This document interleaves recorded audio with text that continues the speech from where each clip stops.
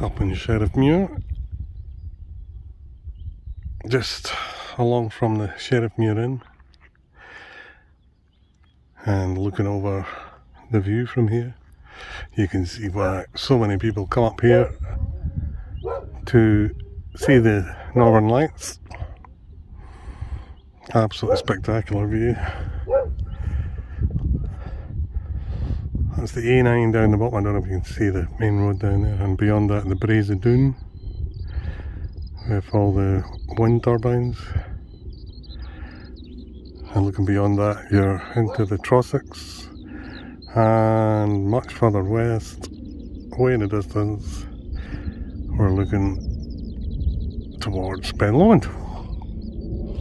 And I'm just going to go in the gap in the fence here where there's normally a gate, and that little bit of moorland is where the Wallace Stone is.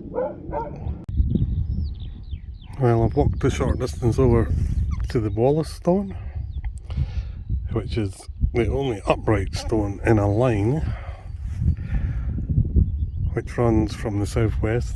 You can see the next one is lying on its side down there. In fact, it's like a split in two. And from the southwest to the Wallace Stone, and then beyond the last one towards the northwest is also down. Again, in the distance, the roads there at Sheriffmuir, Dunblane, away down in the A9, where you can see these pylons disappearing into the distance.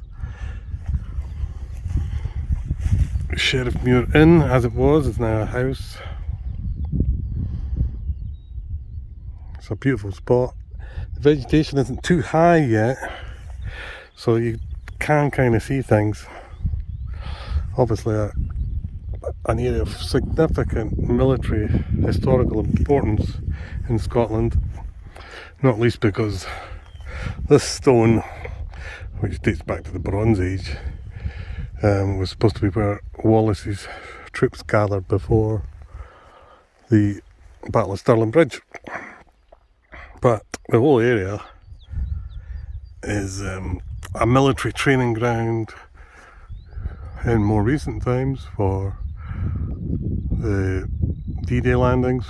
So over the hill there is the construction of the North Atlantic Wall that was built for rehearsals, and all the slopes and fields were used for training in World War II, World War I, and of course down beyond Sheriffmuir Inn is the spot of the Battle of Sheriffmuir, so 18th century.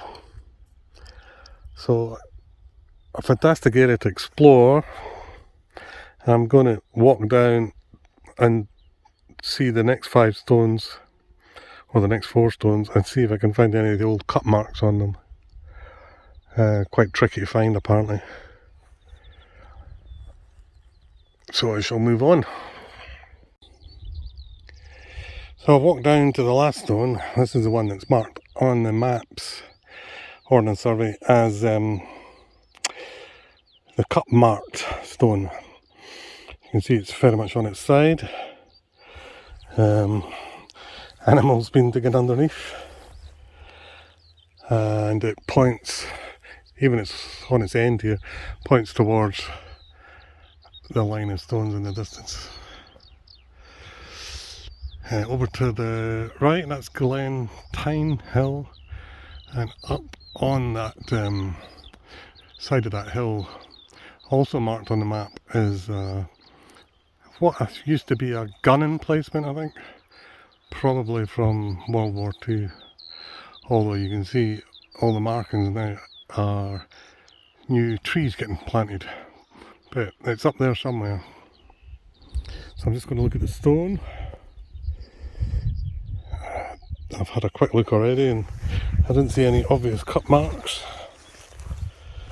You can see that all the stones are covered in animal and bird poo and lichen, so it's quite interesting to see them.